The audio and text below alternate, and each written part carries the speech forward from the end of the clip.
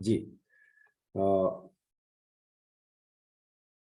आज के सत्र का जो विषय है ज्ञान योग और अन्य जो 2-3 विषय है, तो पहला सबसे पहले ज्ञान योग का विषय लेते हैं। जैसे प्रारंभ से हम देखते आए हैं कि वैदिक धर्म 2 प्रकार का है, प्रवृत्ति लक्षण और निवृत्ति लक्षण।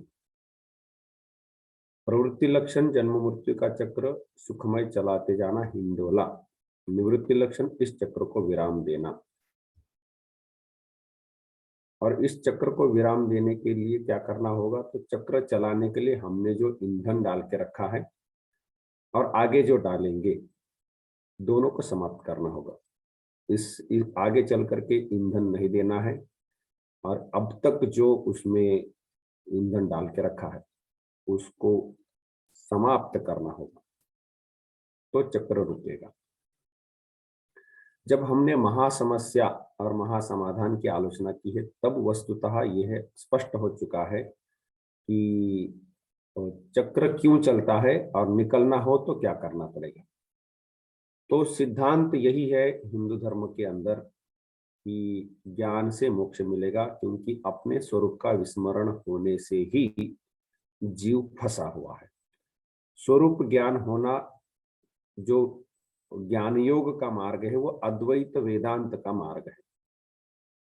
और अद्वैत वेदांत का मार्ग होने से अब हम हिंदू धर्म के अन्य अन्य मतों का इसमें क्या कहना है, इसकी हमें अभी चिंता नहीं, क्योंकि हमने एक ही विषय लिया है।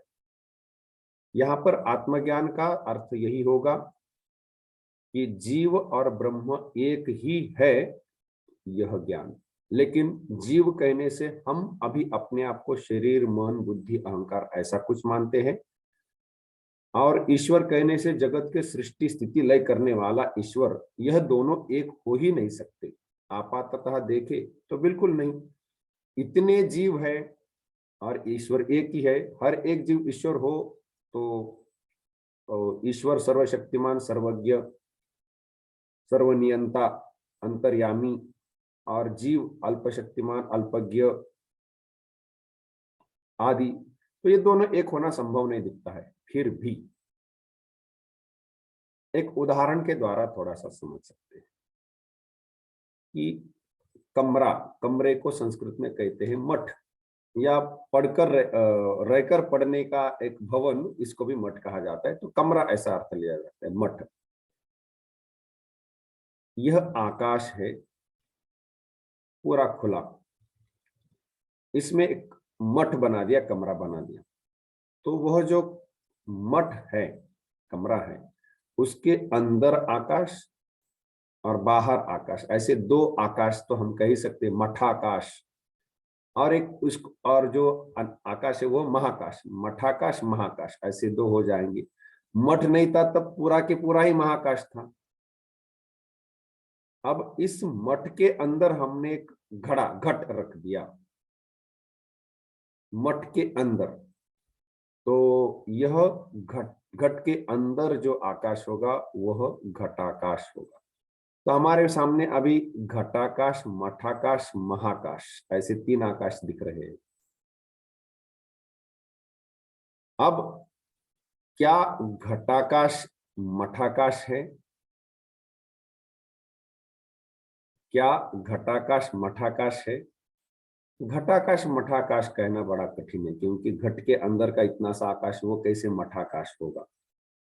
लेकिन यदि आप घट भी हटा लेते हैं और मठ भी हटा लेते, या पहले घट ही हटा लिया, तो घट के अंदर का आकाश का घट के साथ बाहर निकल गया क्या? जैसे किसी तालाब में हम घट को डुबाए और उस घट को निकाल लिए तो पानी निकल आएगा उसके साथ। क्या आकाश ऐसा निकल के जाता है क्या? आकाश नहीं निकल जाएगा। तो घटाकाश, घट के टूट जाने से घटाकाश का क्या होगा? अभी केवल मठाकाश ही है। और मठ भी टूट जाए तो केवल महाकाश है। बिल्कुल इसी प्रकार से जीव भी उस निर्गुण निराकार ब्रह्म का एक, इस शरीर मन बुद्धि के कारण जीव ऐसी उपाधि धारण किया। इस शरीर मन बुद्धि इस उपाधि के कारण उपाधि शब्द थोड़ा सा पारिभाषिक है यहाँ पर, उपाधि मतलब पदवी नहीं है। किसी ने मुझे प्रश्न पूछा था कि उपाधि का यह अर्थ होता है, नहीं ये नहीं है। तो यहाँ पर यह शरीर मन आदि के कारण इतना सा केवल लगता है। बिल्कुल इसी प्रकार से इस जगत की सृष्टि स्थिति करने के लिए ईश्वर भी, जैसे महाकाश के अंदर एक घटा मठाकाश और उसके अंदर एक घटाकाश, उस प्रकार ईश्वर भी एक उपाधि लेकर के ही ईश्वर है। यदि जगत की सृष्टि स्थिति लय ऐसी कोई चीज ही न हो तो ईश्वर नहीं होगा। अब इसमें ईश्वरत्व नहीं होगा लेकिन चैतन्य मात्र होगा। ऐसे जैसे गाड़ी है तो चलाने वाला होगा, गाड़ी नहीं तो चलाने वाला नहीं होगा, तो जो चला रहा तो मर जाएगा क्या? अब उसको चलाने वाला ऐसा नहीं कह सकते, लेकिन वो होगा। बिल्कुल उसी प्रकार से विश्व ही न हो तो ईश्वर नहीं होगा, मतलब जगत की सृष्टि स्थिति करने वाला इस रूप में नहीं होगा, लेकिन चैतन्य तो रहेगा। उसी प्रकार से यह शरीर मन बुद्धि जो भी जिसके कारण हम जीव कह रहे, वो यदि हट जाए तो क्या जीव नहीं रहेगा? हाँ, जीव ऐसा नहीं रहेगा लेकिन चैतन्य रहेगा। तो ये जो चैतन्य है, जीव का वास्तविक स्वरूप चैतन्य, ईश्वर का वास्तविक स्वरूप चैतन्य और ब्रह्म निर्गुण निराकार ब्रह्म, ये तीनों एक है। ये तीनों एक है। यह बोध होना आवश्यक है, तभी मोक्ष मिलता है। और इसी के लिए सभी साधना लगाई जाती है। उनकी समस्या यहाँ पर ही बनी हुई है कि जीव अपने स्वरूप को भूल गया और उसका स्वरूप ब्रह्म स्वरूप ही है, वास्तविक स्वरूप ब्रह्म ही है। एक यहाँ पर जाते जाते विषय लेना आवश्यक बनता है, जिसके कारण कई सारी गलत फहमियां हुई है। विशेष करके कुछ कुछ भक्ति संप्रदाय है, वह शंकराचार्य के वेदांत को या अद्वैत वेदांत को मायावादी और ऐसे कुछ कह करके विशेष उनका आक्षेप का ये कारण है कि जीव ब्रह्म नहीं हो सकता। लेकिन उनके जितने भी वक्तव्य है या जहां जहां लिखा है, कई स्थान पर मैंने पढ़ करके देखा, उन्होंने वेदांत को समझा नहीं, इसलिए वह ये आक्षेप करते हैं।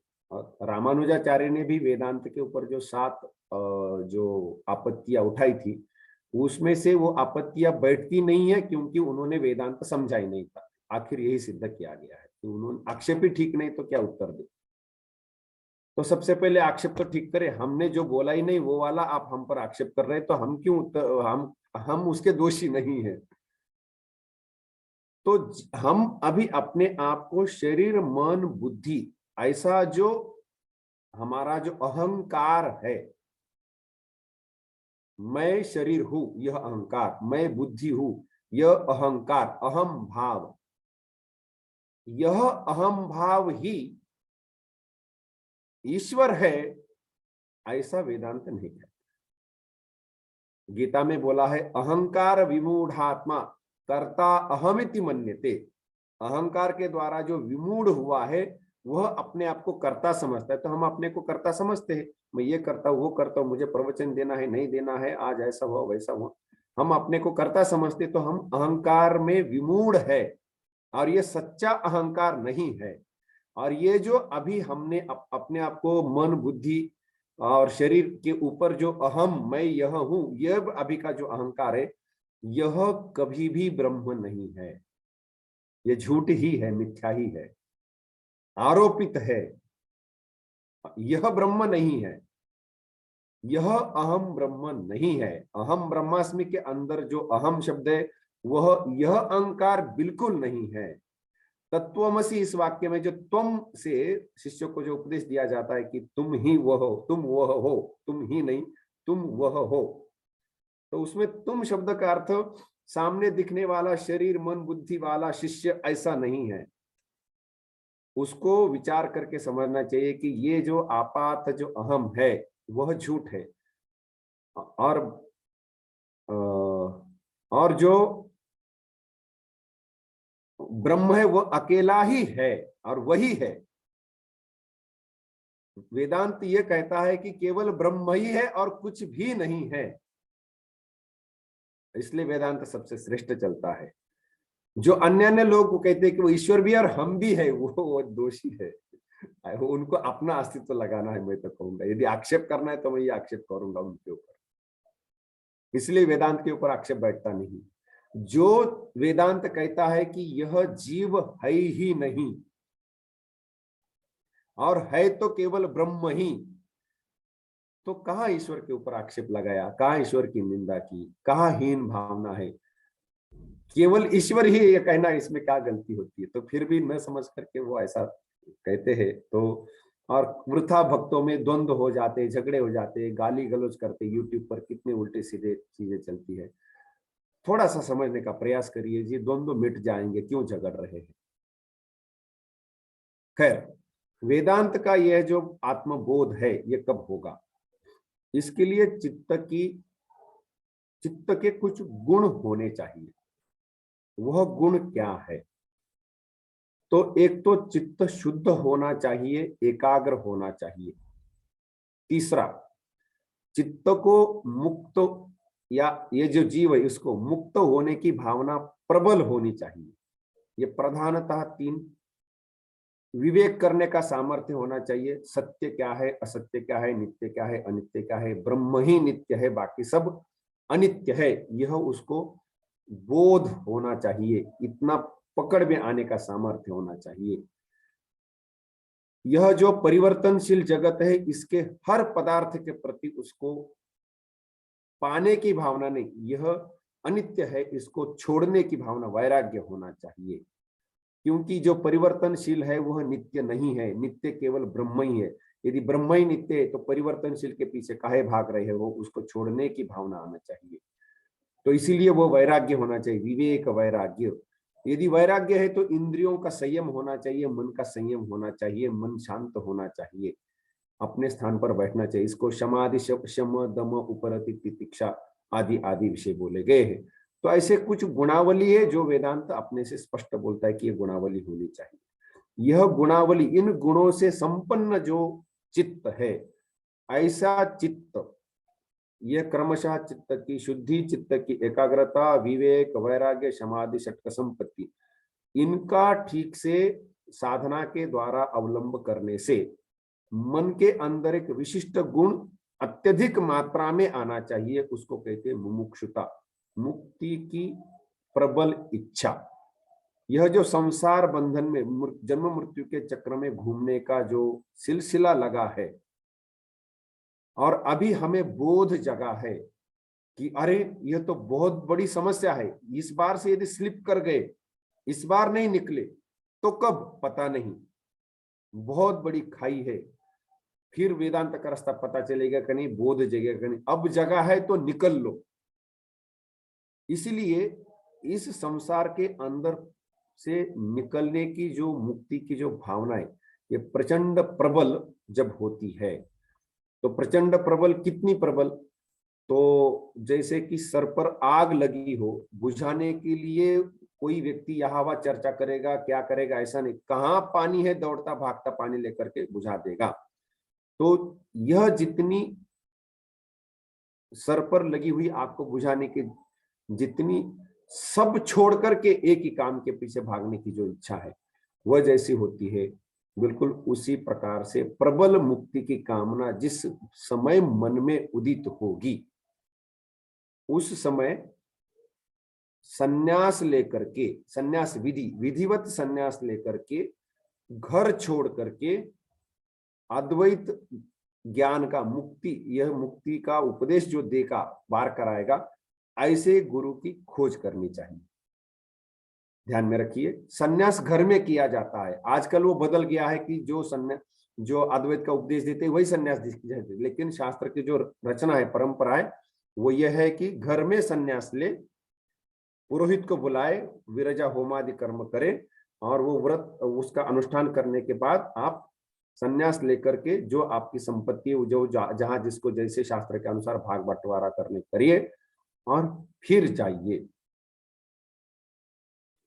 दंड, कमंडलु और आच्छादन, या आच्छादन और दंड, ये दो लेकर के।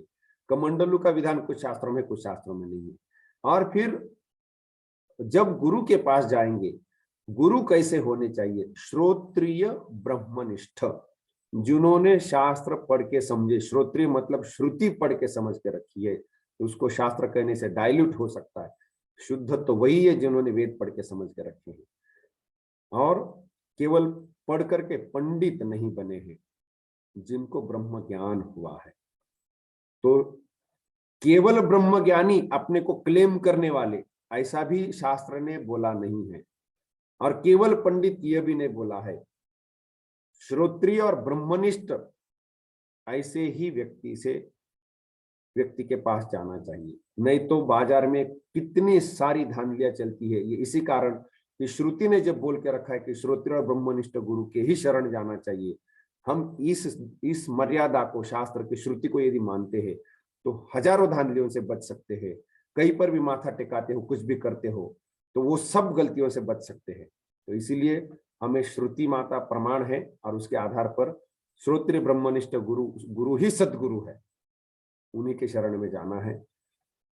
उनका उपदेश देने का एक शास्त्रीय तरीका है, अध्यारोप अपवाद। यह हम कैसे समस्या में फंसे हैं, इसको अध्यारोप कहते हैं। जगत की सृष्टि, शरीर की सृष्टि, अहंकार कैसे इसमें आया है, वस्तुतः इसके पीछे चैतन्य ही लगा हुआ है। चैतन्य छोड़ करके नया नया कुछ ऐसा कुछ बना हुआ नहीं है। तो इसीलिए, और ईश्वर क्या है, और ये महावाक्य समझाने के लिए तत्त्वमसि अहम ब्रह्मास्मि, ये जो दो महावाक्य, एक उपदेश वाक्य है तत्त्वमसि उपदेश वाक्य, अहम ब्रह्मास्मि अनुभव वाक्य, इनके वस्तुतः क्या अर्थ होते हैं टेक्निकली, वो समझाने के लिए जो भी अध्ययन कराना है वो शिष्य को अध्ययन करा कर उसको उपदेश दे करके श्रवण कर, जो अध्ययन कराना है उसको श्रवण कहेंगे। शिष्य ने वो श्रवण करने के बाद उसके ऊपर मनन करना है, और मनन करने के बाद निधिध्यासन करना है। श्रवण, मनन, निधिध्यासन, ये तीन प्रधानता शब्द चलते हैं। उनका टेक्निकल अर्थ देखते हैं। वेदों ने क्या कर्म को सर्वप्रधान माना है, या उपासना को, या ज्ञान को? कर्म, ज्ञान, उपासना, ऐसे तीन बड़े बड़े विषय वेद में दिखते हैं। पूर्व मीमांसा ने कहा कि कर्म ही, और वेदांत ने कहा कि ब्रह्म ही या ज्ञान ही। तो वेदांत या वेदांत पढ़ करके यह जब तक नहीं समझ में आता कि वेद इसीलिए आए हैं कि ब्रह्म ज्ञान पा लेना है, जीव ब्रह्म का अभेद है, यह समझ लेना है, इसीलिए सभी वेद की प्रवृत्ति है। गीता में 15वें अध्याय में भगवान कहते हैं कि वेदैश्च सर्वैरहमेव वेद्यः, वेदैहि च सर्वैहि अहम एव वेद्यः, सभी वेदों के द्वारा मुझे ही जानना उचित है। ये भगवान ने बहुत छोटे वाक्य में तात्पर्य बोल के रखा है। किसी को समझ में आए तो ठीक है, नहीं तो फिर कर्मकांड में लिप्त होकर के जन्म जन्मांतर घूमते रहेंगे। भगवान ने बोल के रखा है वेदैश्च सर्वैरहमेव वेद्यः, इसलिए वेद आए हैं। इसको यदि मिस करते हैं तो 1000 पंडित हो मिस कर गए। तो ये जो है वेदों का तात्पर्य जीव ब्रह्म अभेद है, इस ये प्रतिपादन में है। इससे यह समझ में आया तो श्रवण समाप्त हो गया।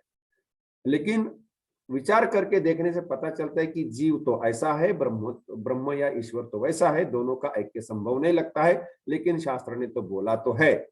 तो अभी मनन करना है, युक्तियां ढूंढ निकालनी है। युक्ति के द्वारा जब लगेगा कि हाँ ये ठीक बोला है, ये मुझे स्वीकार होता है, पहले तो शास्त्र ने यह बोला है लेकिन मुझे नहीं स्वीकार हो रहा है, कुछ कठिनाई लग रही, मनन के द्वारा जीव ब्रह्म में अभेद है, ये मुझे ठीक लगता है, बराबर है, ये मुझे अभी स्वीकार हो रहा है। यदि जीव ब्रह्म में अभेद है तो अपने आप मनन समाप्त हुआ, तो अपने आप को अब शरीर मानना छोड़ दो, मन मानना छोड़ दो, बुद्धि मानना छोड़ दो। हमारे जीवन के सभी विचार, सभी गतिविधियां, सब कुछ, पूरा लाइफ लॉन्ग प्लानिंग इसी को लेकर के चल रहा है कि हम शरीर, मन, बुद्धि यह कुछ है। जब आप यह स्वीकार कर लेंगे कि अरे मैं तो दिव्य हूं, नैनम छिंदन्ति शस्त्राणि नैनम दहति पावकः, तो उस दृष्टि से कुछ करो। मैं शरीर हूं, मन हूं, बुद्धि हूं, इस दृष्टि से मैं कुछ न करूं। शरीर यात्रा निर्वाह के लिए जितना थोड़ा बहुत करना है उतना कर लेंगे, लेकिन मैं वह नहीं हूं, मैं तो वस्तुतः अलग हूं। तो मन के अंदर जो चिंता का प्रवाह है, दिन भर चिंता का क्या प्रवाह चलता है कि मैं शरीर मन बुद्धि कुछ हूं, उसके लिए जीवन भर कर्म करने, ये चिंता नदी उन विचारों से बहती है। उनका मैं सबसे प्रधान विषय क्या है? मैं शरीर मन बुद्धि हूं। अब मैं आत्मा हूं, यह विचार लेकर के चिंता नदी बहनी चाहिए, चित्त की जो चिंतन की नदी वो बहनी चाहिए। तो शुरू शुरू में वो भी पानी रहेगा, ये भी पानी रहेगा, लेकिन धीरे धीरे बदल करके पूरा जो चित्त चित्त का जो चिंता नदी है उसके अंदर यही जल प्रवाहित हो, तो यह जो परिवर्तन है, चिंतन के अंदर परिवर्तन आना कि मैं आत्मा हूं, इसको निधिध्यासन बोला गया है। और यह निधिध्यासन की जब गहराई होती है तब निर्विकल्प समाधि, पहले सविकल्प समाधि और निर्विकल्प समाधि। तो श्रवण मनन निधिध्यासन तीन ही स्तर है। निधिध्यासन के अंदर फिर सविकल्प समाधि और निर्विकल्प समाधि, उनको अलग से स्तर मानने की आवश्यकता नहीं, लेकिन अलग से माने तो 5 होंगे फिर: श्रवण मनन निधिध्यासन सविकल्प समाधि निर्विकल्प समाधि। निर्विकल्प समाधि के अंदर ऐसी स्थिति होती है क्योंकि हमने जो ये देखा है, थोड़ा सा पुराना जो हमारा कर्म कर्म सिद्धांत समझाते समय हमने जो बोला था कि प्रारब्ध संचित क्रियमाण, ये तीनों को समाप्त करने से ही मोक्ष मिल सकता है। तो प्रारब्ध तो उपभोग से क्षय होगा, उसकी चिंता उतनी नहीं करनी है। क्रियमान आचरण में शुद्धि लाने से, सावधान रहने से क्रियमान नियंत्रण में आ जाएगा, उसकी चिंता नहीं करनी है। बचता है संचित, उसको संचित को शांत किए बिना, नील किए बिना मोक्ष नहीं होगा, और वह निर्विकल्प समाधि के अंदर ही होता है। संचित के अंदर जितना हमने ऋण लिया है, दिया है, जो कुछ है, संचित ही अगले जन्मों का कारण बनने वाला है, उसको नलिफाई करना है, शांत करना है। तो इसीलिए वह शांत होता है निर्विकल्प समाधि के अंदर। निर्विकल्प समाधि में धर्मों में एक समाधि कही, इस प्रकार से विशिष्ट रूप से कुछ एक, जैसे पुण्य एक धर्म है, वैसे समाधि के अंदर से विशिष्ट एक धर्म आता है, जो कि यह संचित के अंदर जितना पाप पुण्य का, जो जितने गड्ढे हैं, पाप के गड्ढे और पुण्य के दोनों गड्ढे ही है, वो जितने गड्ढे हैं सब भर के साफ कर देगा, कुछ नहीं बचेगा। और इसीलिए सभी कर्म से सभी कर्म निकल जाएंगे और अपने स्वरूप का ज्ञान भी होगा निर्विकल्प समाधि में। इस प्रकार से यह कर्म क्षय और स्वरूप ज्ञान, यह निर्विकल्प समाधि में हो जाने से मुक्त हो जाता है। मुक्त होने हुआ और शरीर पात नहीं हुआ तो जीते जी मुक्त हुआ। तो ऐसे जीते जी मुक्त को जीवन मुक्त कहते हैं। और यदि समाधि निर्विकल्प समाधि भी लगी और 21 दिन कुछ शरीर रहा और देहपात हुआ, तो उसको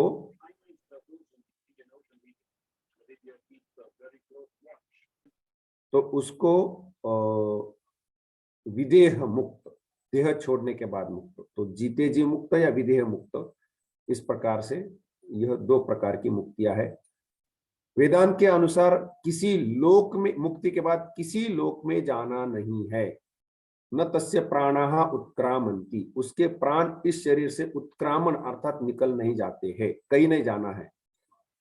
जो कारण शरीर, लिंग शरीर या स्थूल शरीर, सब यही शांत हो जाते हैं, विलीन हो जाते हैं, और कोई शरीर नहीं बचता है, कर्मफल नहीं बचता है ले जाने के लिए। यही वो प्रविलीयन्ते, उसके प्राण यही पर प्रविलीन हो जाते, किसी लोक में जाना नहीं है। और जैसे पहले भी एक बार बोला था कि जैसे नदी समुद्र में मिल जाए तो क्या नदी समाप्त हो जाती है, इस प्रकार से, या जो घटाकाश है, घट फूट जाए तो आकाश क्या नष्ट हो गया क्या, वैसे ये तीनों शरीर का पात होने से ये जो अंदर जो चैतन्य है वह क्या समाप्त हो जाएगा क्या? तो मुक्ति का भय नहीं है। रामकृष्ण परमहंस जी ने विवेकानंद जी को बोला कि अच्छा बोलो तो एक अमृत का एक टैंक है और तुम्हें वो अमृत पीना है, तुम मक्खी हो, तो कैसे पियोगे बताओ? तो बोले मैं उस टैंक के किनारे पर बैठ करके वो सूंड या जो कुछ है उसके द्वारा सावधानी से पीऊंगा। तो रामकृष्ण परमहंस जी बड़े हंसे, बोले अरे ये क्या, वो अमृत का कुंभ है, अमृत का टैंक है, उसमें गिरने से मरोगे नहीं। लेकिन हमारी साधारण धारणा ये है कि उधर उसमें, तो विवेकानंद जी को तो उन्होंने युक्ति में इस प्रकार से पकड़ करके समझाया कि भाई विचार में गलत चल रहे हो तुम। तो यह जो है मुक्ति की कामना, यहाँ हम समाप्त नहीं हो जाते। नदी समुद्र मिलती है तो वो समुद्र हो जाती है। घट यदि फूट जाए टूट जाए तो वो घटाकाश समाप्त नहीं होता। हम तो घट नहीं है जी, हम अपने को घट माने बैठे हैं, ये गलत है। वो घटाकाश जो है, वैसे वो घटाकाश महाकाश एक हो जाता है। वैसे यह जो छोटा सा चैतन्य अंदर लगता है वो वस्तुतः ब्रह्म ही है। तो ये स्थिति हो जाती है, इसीलिए ये वेदांत का मार्ग है। और जो वेदांत मार्गी होते हैं उनका नाम के पीछे अमुक आनंदपुरी, ये दशनामी संप्रदाय आदि जो है शंकराचार्य ने स्थापित किए, सामान्यतः अद्वैत वेदांत के अनुयायी होते हैं। तो ये इस प्रकार से अद्वैत वेदांत का ज्ञान का मार्ग है। इसके कुछ कुछ ध्यान कैसे होता है, उपासना क्या होती है, ध्यान में निध्यासन में अंतर क्या है, चित्त शुद्धि का मार्ग क्या होता है। तो जो कर्मयोग है, कर्म वेदांत के अनुसार कर्मयोग का काम इतना ही है कि कर्म करके, निष्काम भाव से कर्म करके चित्त को शुद्ध कर लो। यह शुद्ध चित्त ही एकाग्र किया जा सकता है, इसलिए पहले चित्त की शुद्धि करो, बाद में एकाग्र करो। एकाग्रता के लिए उपासना का उपदेश किया हुआ है। उपासना किसी सगुण ब्रह्म को लेकर के मन केंद्रित करने की बात बोली, जहां पर आप जो भक्ति जो भाव है वो यहाँ पर काम में लगाया जाता है। तो इस प्रकार से चित्त की शुद्धि, चित्त की एकाग्रता और विवेक वैराग्य समाधि षटक संपत्ति मुमुक्षुता, उसके बाद अद्वैत वेदांत के गुरु के पास जाना, और उसके बाद श्रवण मनन निधिध्यासन सविकल्प समाधि निर्विकल्प समाधि जीवन मुक्त, यह वेदांत का क्रम है। इस प्रकार से वेदांत चलता है। पहले दिन ही अद्वैत ब्रह्मज्ञानी गुरु को ढूंढने की कोई आवश्यकता नहीं है। जब तक मुमुक्षा प्रबल न हो तब तक गुरु को ढूंढने की, वैसे गुरु को ढूंढने की कोई आवश्यकता नहीं है। अपने जो उपनयन आदि संस्कार है उसी के द्वारा जो साधनाएं बनती उसको अवलंब करके, और उपासना के लिए विशेष करके सगुण ब्रह्म का ये जानकारी होनी चाहिए, उसके ऊपर उपासना करनी पड़ती है। इसीलिए कुछ चैतन्य दीक्षा आदि ऐसा करके चलते हैं तो वो काम होना शुरू हो जाता है। इस प्रकार से वेदांत मार्ग है।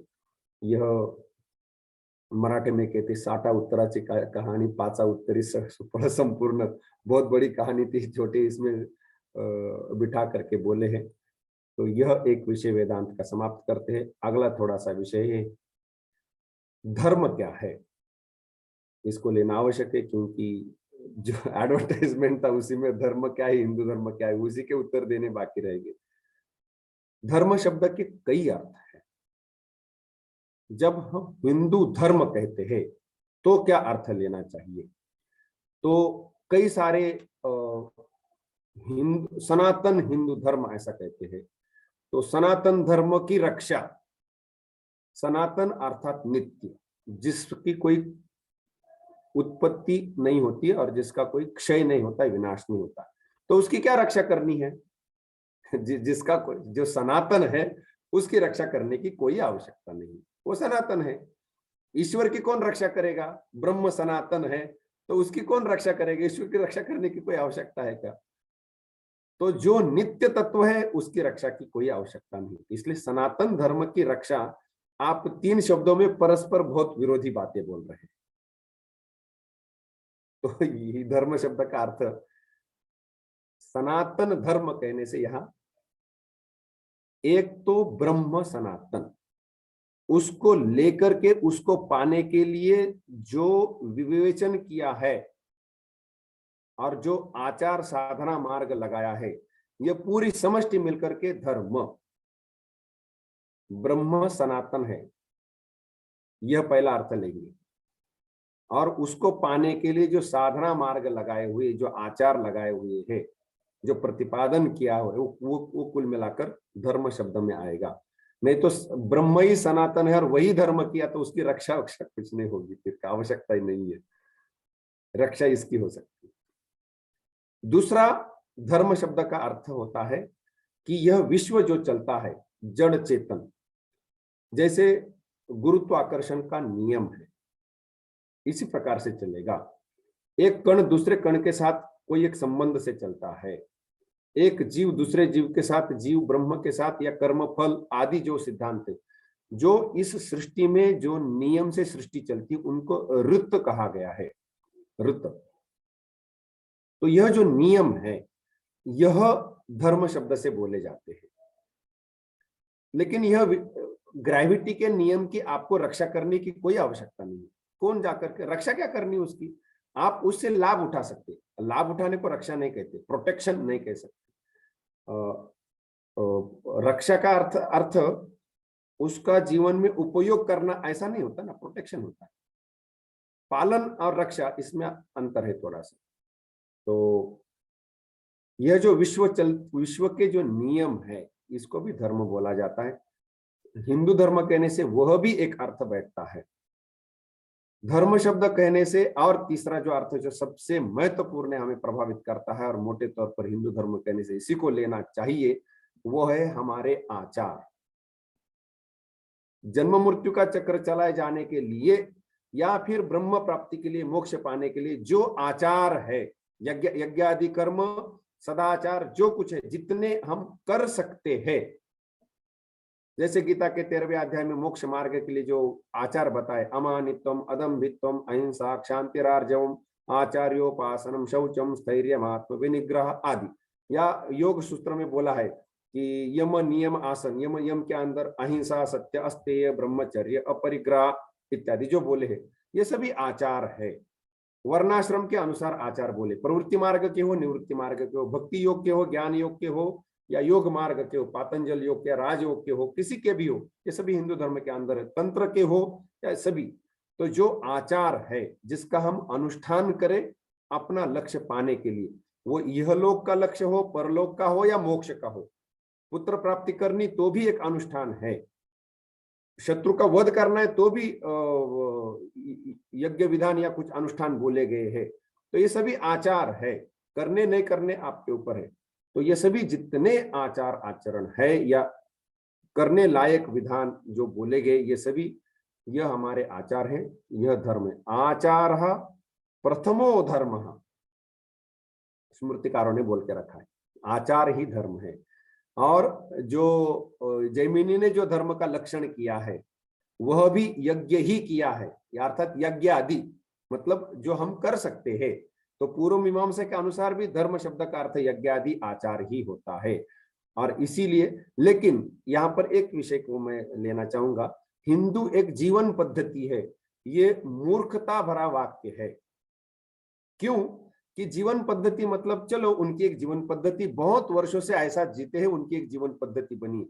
वनवासी समाज है, उनकी एक जीवन पद्धति बनी है, और ये समतल भूमि पर रहते उनकी एक जीवन पद्धति बनी है। वहां पर एक ठंडा प्रदेश है, उनकी एक जीवन पद्धति बनी। क्या होता है कि बड़ी बर्फ गिरती है और बर्फ पर घर बनाने पड़ते हैं, तो वहां पर उनको इतने कपड़े पहनने, ऐसे सब समय ऐसा करना है, वैसा करना है, सब जो कुछ है। तो वो उनका एक वातावरण के कारण हो, और जो खान पान वहां उपलब्ध होता है उसके कारण हो, उनके कुछ जीवन के नियम बने, ऐसा हम चलते हैं, जो हम बहुत वर्षों से चलते आए, पुरखे ऐसे ही करते आए। तो एक जीवन पद्धति है, लेकिन उसका विशेष लक्ष्य वक्ष्य कुछ नहीं है, ऐसे चलते आए हैं। हाँ, मतलब वातावरण के मारे, खाने पीने के लाले थे या जो कुछ थे उसके, जैसे चीन में बहुत प्राणी, जो वनस्पति प्राणी का जो मांस है वो बहुत खाते हैं, शायद वहां खेती कम होती होगी। बंगाल में जाएंगे तो मछली बहुत खाते, क्योंकि वहां इतनी नदियां है, इतने पुकुर है, पुष्करिणी या तालाब है छोटे छोटे, तो मछली सुलभ है तो वो खाते हैं। तो प्रदेश के प्रभाव के कारण, जिस दक्षिण भारत में जाएंगे तो चावल के कितने सारे पदार्थ मिलेंगे, उत्तर भारत में जाएंगे तो गेहूं के कितने सारे पदार्थ मिलेंगे। तो एक प्रचलन, ये कुछ चीजें हो जाती है। तो हिंदू एक जीवन पद्धति कहने से उसको बहुत बड़ा गाली देने लायक, अपमानित करने लायक होता है। ये जीवन पद्धति केवल जीवन पद्धति नहीं है, ये ब्रह्म प्राप्ति के लिए आचार पद्धति है, जीवन पद्धति नहीं है, विशिष्ट लक्ष्य है। सुनियोजित हजारों लाखों लोगों ने पाया है, और वह पाने के लिए आचार पद्धति है। इस बाकी दुनिया के लोगों की जैसे जीवन पद्धति होती है, वैसे हमारी जीवन पद्धति कहने वाले लोग चरम मूर्ख है। गाली न दे हमें, हम जरूर देंगे, क्योंकि उन्होंने हमें गाली बकी है, हम नहीं छोड़ने वाले हैं। और मैं एग्रेसिव मोड में इसीलिए हूँ, शायद भगवान इसलिए चाहते थे कि आज का सत्र न हो कि आप एग्रेशन में आ जाएंगे। तो हमें जीवन पद्धति उपदेश कोई न दे। ब्रह्म विशिष्ट लक्ष्य प्राप्ति के लिए, ब्रह्म प्राप्ति के लिए हो, या फिर इस लोक में भी सुखी होने के लिए अनुष्ठान करने हैं तो उसके फल मिलते हैं, या फिर आपको जन्म मृत्यु का चक्र चलाए जाना है पूर्व मीमांसकों के अनुसार, या जो प्रवृत्ति मार्ग कोई भी हो, यह केवल जीवन पद्धति नहीं है, यह आचार पद्धति है कोई लक्ष्य पाने के लिए। इसीलिए यह हमारे हिंदू धर्म का संक्षेप से धर्म शब्द का अर्थ हमने लाया। हिंदू कहने से सामान्यतः एक विशिष्ट देश में सिंधु नदी के इस पार वाले यह अर्थ लिया जाता है। और व्हाट्सएप पर एक मैसेज सर्कुलेट होता है कि हीनम दुष्यति इति हिंदू, उसका कोई मूल में किसी भी ग्रंथ में कुछ मिलता नहीं है, एवं ऐसा कोई व्याकरण के दृष्टि से शब्द भी नहीं बनता है। तो इसलिए व्हाट्सएप के उस संदेश पर कोई विश्वास न करे, वो सर्वथा गलत है। किसी व्यक्ति ने न शास्त्र जानता है, न संस्कृत जानता है, न व्याकरण जानता है, लेकिन फिर भी उसके मन में कुछ भावना आ गई, उसने कुछ रच दिया और वो 10 बार इधर उधर सर्कुलेट होता रहता है। वो वैसा कुछ है नहीं। सिंधु नदी के इस पार वाला, या फिर कान विद्ध करने से ऐसा कुछ लोगों ने बोला है, लेकिन यदि भूभाग ही लेना है तो अब उसमें कुछ बल नहीं रहा है, क्योंकि वहां पर हिंदू, वैसे ये हिंदू, जैन, बौद्ध, नास्तिक, नास्तिक बोलने से मटेरियलिस्ट, मुस्लिम, क्रिश्चियन सभी भरे हुए हैं, इसलिए सभी हिंदू नहीं हो सकते। लेकिन हमें यदि कुछ नाम लेना है तो शंकराचार्य कहते द्विविधो ही वेदोक्तो धर्म। वेदोक्त धर्म 2 प्रकार का है। वेदोक्त कहने से वैदिक धर्म हम कह सकते हैं। स्वामी विवेकानंद जी जब जो धर्म सभा हुई अमेरिका में, उसमें एक उन्होंने हिंदू धर्म के ऊपर एक पेपर पढ़ा, उन्होंने लिखा और पढ़ा। उसमें वो कहते समय बोलते हैं कि रिलीजन ऑफ वेदास, तो वैदिक धर्म कहना चाहते थे। रिलीजन ऑफ हिंदूज ऐसा उन्होंने नहीं बोला है, रिलीजन ऑफ वेदास बोला है। लेकिन अन्य स्थानों पर रिलीजन, हिंदू रिलीजन इत्यादि उल्लेख हुए हैं, लेकिन जब उनको टेक्निकली करेक्ट बोलना है तब वो कहते हैं कि वैदिक धर्म। विवेकानंद जी ने यह भी प्रयास किया कि हम अपने आप को आज क्या कहे, वैदिक धर्म कहे या फिर वेदांतिक कहे। तो उन्होंने बोला कि वेदांतिक कहने से अधिक जचेगा, क्योंकि अब वैदिक जो पूर्व मीमांसा वाला प्रवृत्ति मार्ग वाला है वो उतना नहीं रहा है, अब मोक्ष धर्म ही हिंदू धर्म बन बैठा है, तो वेदांतिक कहने से सुविधा है, ऐसा भी उन्होंने एक बोला है। तो हम यदि एंटायरिटी में पुराने भी तो लेने हैं तो आप वैदिक कह सकते हैं। और हम वैदिक कहने से मतलब किस ग्रंथ से हम चले हैं, तो ग्रंथ से, भूभाग से, हिंदू कहने से भूभाग से, वैदिक कहने से ग्रंथ से, हम जिन तत्वों को लेकर के चलते हैं जो कभी भी बदलते नहीं है, वो सनातन तत्व है। ब्रह्म हो या इस सृष्टि को चलने वाले जो ऋत है, ऐसे दोनों। ब्रह्म तो कभी भी नहीं बदलता, सृष्टि यदि मुक्ति हो जाए तो ये स्वप्नवत हो जाएगी, तो यह जब तक सृष्टि तब तक ही ये नियम चलेंगे, मुक्त हो जाने से ये नियम उसके लिए होते नहीं है। तो यह जो ऋत है वह भी एक समय तक है, उसके बाद नहीं है। तो ये जो सनातन तत्व है उसको लेकर चलने वाला जो धर्म है वह है हिंदू वैदिक सनातन धर्म। तो आप उसको कोई भी कहे, हमारा तात्पर्य द्विविधो ही वेदोक्त धर्म प्रवृत्ति लक्षण निवृत्ति लक्षण, तो नाम कुछ भी हो, लेकिन हम इन तत्वों को लेकर के चलते हैं। इसीलिए लेकिन अब संविधान के द्वारा यहाँ वहां पुस्तकें लिखी गई तो हिंदू धर्म बोला गया, तो ठीक है, कोई कुछ भी कहे, हमने विचारों में और आचार में ठीक रहते हैं, तो लोग 1000 कहे, हमें क्या फर्क पड़ता है। अंतिम विषय, हिंदू धर्म को बड़े संक्षेप में बोलना चाहिए। जो हुआ है उसी को इकट्ठा करके बोलने वाला हूं, नया कुछ नहीं है इसमें। सब कोई भी धर्म को सोचते समय कहां से पता चला आपको, यह प्रश्न मन में आना पड़ता है। कहां से पता चलता है?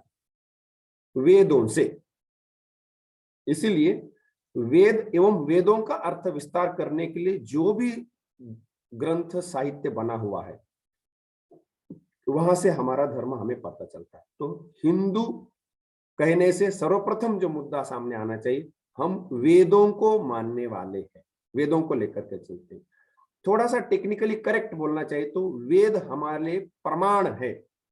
प्रमाण कहने से यथार्थ ज्ञान देने वाली शब्द राशि है। वेद हमारे लिए प्रमाण है, नहीं तो हम वेद को मानते हैं। साधारण व्यक्ति को प्रमाण शब्द में कहां ढकेलना है।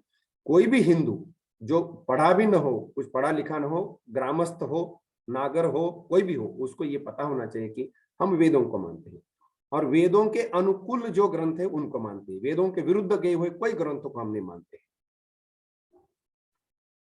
ये पहला मुद्दा वेद। दूसरा मुद्दा कि इस सृष्टि को करने वाले, उसकी स्थिति करने वाले और प्रलय करने वाला कोई तत्व है, उसको ईश्वर कहते हैं। मंदिर में उनकी प्रतिमाएं है, हम हमारा फोटो निकाल करके यहां वहां लगाते हैं, वो हमारे प्रतीक प्रतिमाएं है, वो हम नहीं है। वास्तविक तत्व वही है जो जगत के सृष्टि स्थिति लय करता है, वही ईश्वर है। हम उस, और वो एक ही है, हम एक ही ईश्वर को मानते हैं जो जगत की सृष्टि स्थिति लय करते हैं। उसको आप जगन्नाथ कहिए, जगदीश्वर कहिए, जगदीश कहिए, विश्वनाथ कहिए, विश्वेश्वर कहिए, सभी शब्दों का अर्थ एक ही है। थोड़े बहुत अंतर पर, नाथ कहने से स्वामी होता है, ईश्वर कहने से नियंता होता है, ईश और ईश्वर एक ही होता है, लेकिन जगत और विश्व में कोई अंतर नहीं है। हाँ, शब्दों में थोड़ा थोड़ा, जगत मतलब जो जन्म होता है, जाता है आदि, तो शब्दों के छोटे छोटे अर्थ बदलते, उसके इतने टेक्निकल डिटेल्स में हमें जाने की कोई आवश्यकता नहीं है। तो जगन्नाथ या जगदीश या ईश्वर, ये हमारा दूसरा तत्व है। पहला वेद, दूसरा जगदीश, जगन्नाथ, विश्वनाथ, विश्वेश्वर। ठीक है, बहुत बढ़िया, दो बड़े तत्व आए, लेकिन हम हमारे साथ जुड़ा हुआ तो कुछ आना चाहिए। जीव का स्वरूप दिव्य है। नैनम छिंदंती शस्त्राणि नैनम दहति पावका न चैनम क्लेदयन्त्या पुनः शोषयति मारुता। जीव का स्वरूप दिव्य है। गीता में वहां बोला है, अन्य अन्य शास्त्रों में जहां जहां बोला है, लेकिन गीता प्रधानता से लेने से सुविधा हो जाती है। उपनिषदों में जो बोला है उसी का अनुवाद गीता में आया है। तो जीव का स्वरूप दिव्य है, ऐसा कहने से एक शब्द में, और दिव्य क्या है तो फिर नैनम चिंदंती शस्त्राणी, अविनाशी है, अविकारी है, उसको जन्म नहीं होता, उसको मृत्यु नहीं होती, नित्य है, सर्वगत है, विभु है, अचल है, स्थाणु है, इत्यादि इत्यादि। तो ये उसका दिव्यत्व है।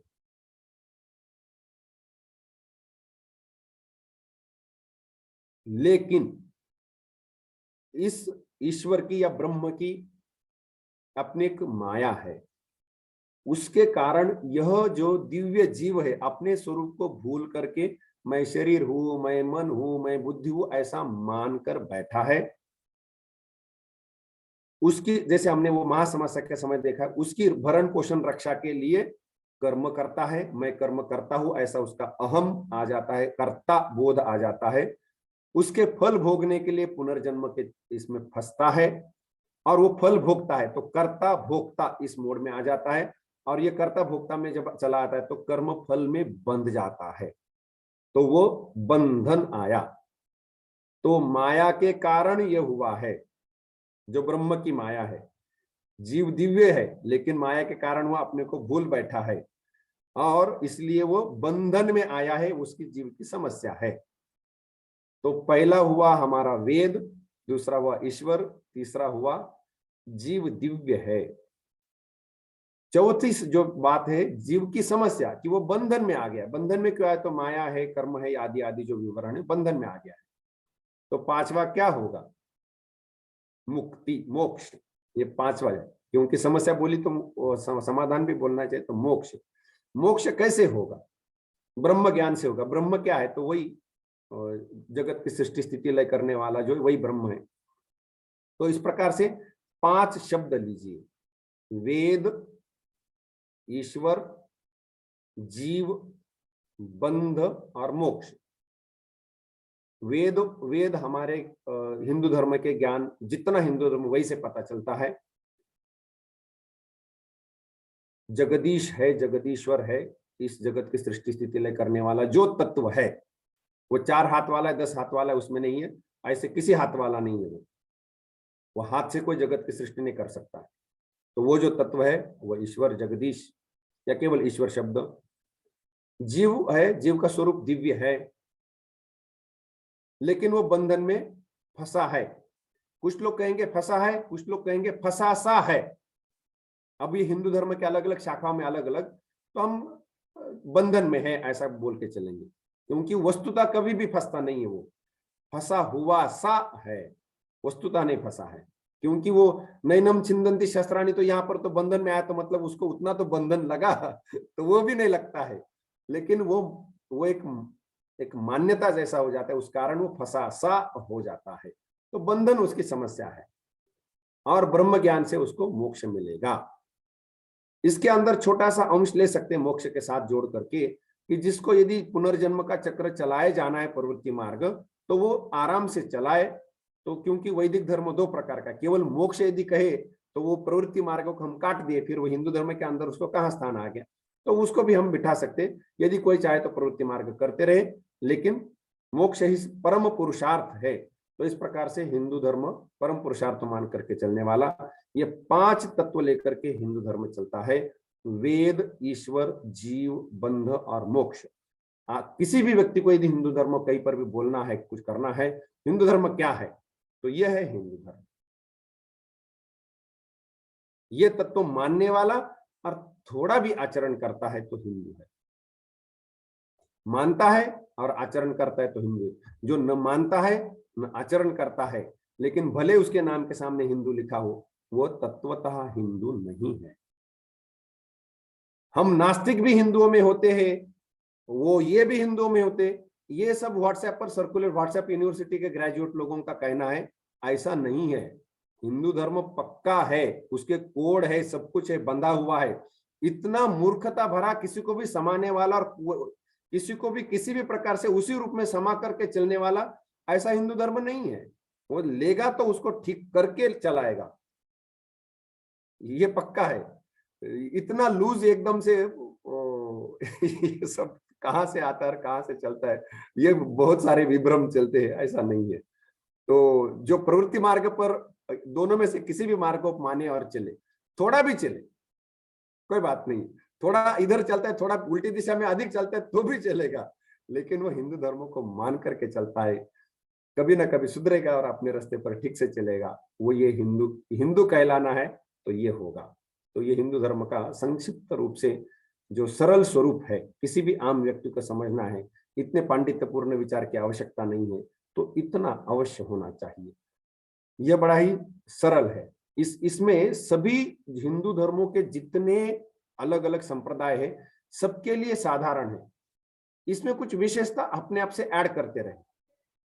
भक्ति संप्रदाय है, द्वैत है, विशिष्ट अद्वैत अपनी अपनी वो, लेकिन ईश्वर के बारे में सबका यही मत है कि जगत की सृष्टि स्थिति लय करने वाला। यदि कोई हिंदू कहे कि भाई हम जगदी, आपने जो ईश्वर का तत्व बोला उसके बारे में हमारे तो राय, तो उनको मैं उल्टा प्रश्न करता हूँ, क्या आप जिसको ईश्वर मानते हैं वो जगत की सृष्टि स्थिति लय करता है कि नहीं करता है? वो तुरंत अरे नहीं नहीं, ठीक है ठीक है ठीक है, वो तुरंत विड्रॉ कर लेते। अच्छा, जीव का स्वरूप जो दिव्य है, गीता में जो बोला है, वो तो आप मानते हैं कि नहीं? वो तो मानना ही पड़ेगा, नहीं तो बड़ी मुश्किल हो जाएगी, फिर गीता को ही नहीं मान रहे आप, ये समस्या होगी। और गीता ने उपनिषदों से लेकर के वो बोला है, इसलिए तो वो मानते हैं। बंधन और मोक्ष सभी मानते हैं। बंधन का स्वरूप अपने आप से थोड़ा सा अंदर कर लेंगे, इधर उधर उसके जो छोटे छोटे भेद है वो करने दीजिए, लेकिन बंधन तो मानते हैं। मोक्ष को तो मानते हैं, 4 प्रकार का मोक्ष, उसमें से किसी एक प्रकार को मोक्ष तो मानते ही हैं। तो इसीलिए ये 5 तत्व लेकर के जो चलता है वो हिंदू है। ये हमारे हिंदू धर्म को बड़े संक्षेप से बोलने का यहाँ पर मुझे कहना था। मुझे लगता है कि इससे अधिक कुछ कहने, क्योंकि समय भी अधिक चला गया है, 10 बजे तक चलना था, और इसलिए मैं मेरे वक्तव्य को यही विराम देना चाहूंगा। इसके बाद हमारे जो आयोजक है, उन्होंने जो भी वक्तव्य रखना है, कुछ करना है, उनकी ओर मैं इस वर्चुअल मंच का कार्यभार सौंपता हूँ।